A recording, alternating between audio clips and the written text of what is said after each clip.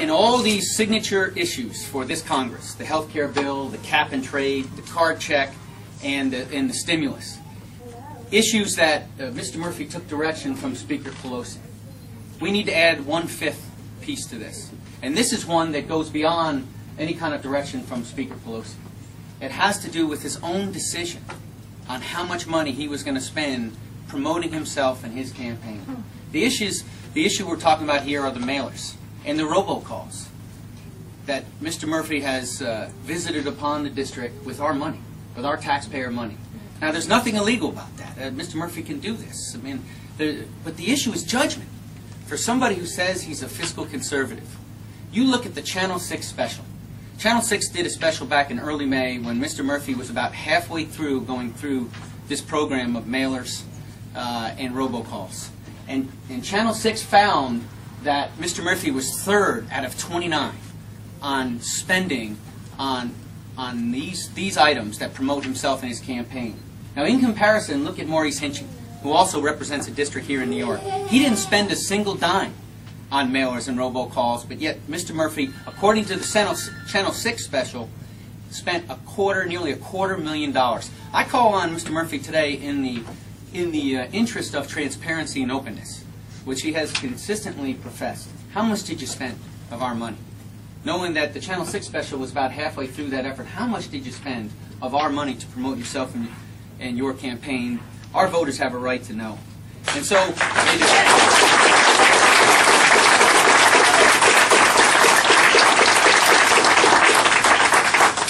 I think it's important because we have to hold our representative accountable for his actions.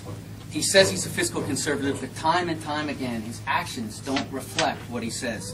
And the last piece on this is that for the first time since 1974, we have no budget. Now you think about it. I could go around the room here. Every family has a budget.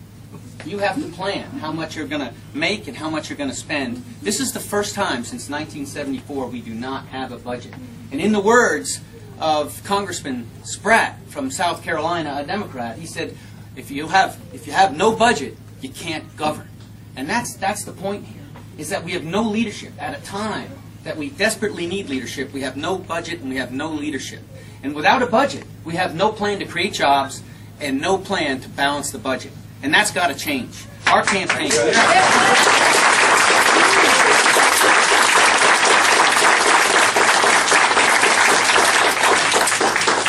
Our campaign, we are building a coalition, a broad coalition that includes Republicans, conservatives, independents, Tea Party movement followers, and Democrats looking for a better way.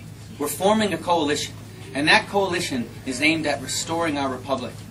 And it's aimed at those 3 broad goals that I outlined just moments ago. And we welcome all of those like-minded souls who recognize the fact that we need a new direction. We welcome them to our campaign. And you know, today, I'm calling on Scott Murphy. I'm calling on him to appear with me in joint town hall debate style throughout the 10 counties in this district.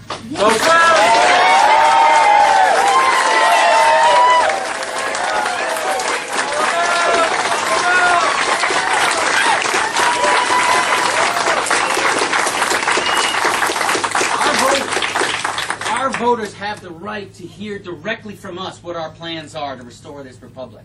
And so in the month of August, while the Congress is recessed, Scott Murphy should join me in town hall meetings across these 10 counties so that we can go directly to the voters and explain our plans.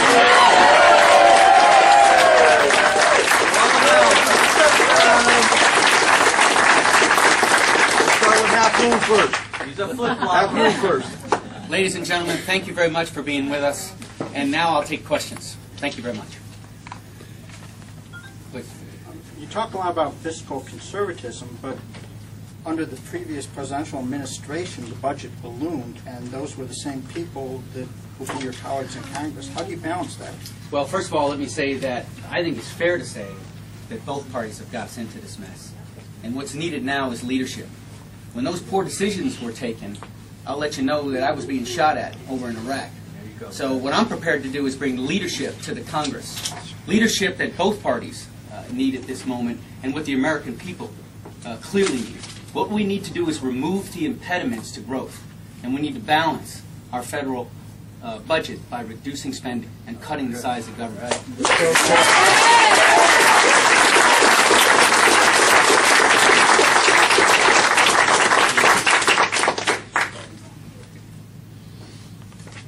Any other questions? Please. Could you elaborate a little bit on how you plan to reform healthcare and what role that'll play in helping get the economy back? Yeah, well, thank you very much. First of all, I will tell you that we absolutely need healthcare reform. There isn't any doubt. When you go around and you talk to small business owners, they give you the top 3 impediments to growth. And I mentioned them. It's taxation, it's regulation, and it's healthcare costs.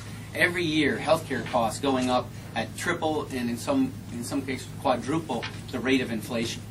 And so what we aim to do is repeal and replace that bill, one that's based on fundamental principles of competition. We need more competition as it relates to insurance companies. We're talking about gaining access to the nearly 3 dozen insurance companies across state lines. We're talking about fostering more competition among healthcare professionals, providers. We need more hospitals, more doctors. We need to inspire more of our youth to become doctors. That's part and parcel to the situation we're in. Competition being the first aspect of our plan. The second is transparency.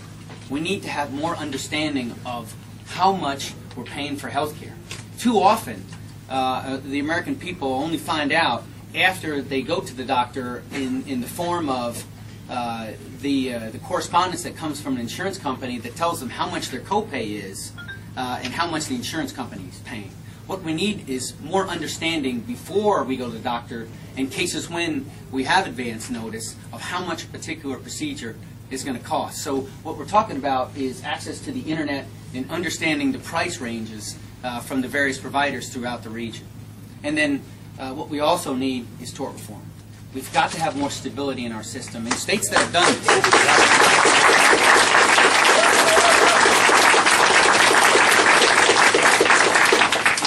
done this, like Texas, we have driven down the cost of health care, and in fact, that state is actually one of the few in the union that's enjoying an increase in doctors because of the common sense principles that are being applied. So this is what we want to do in the bill that replaces the one that we just passed. Thanks for that question. Does that respond to your question? Yes, it does. Thanks very much. Yes.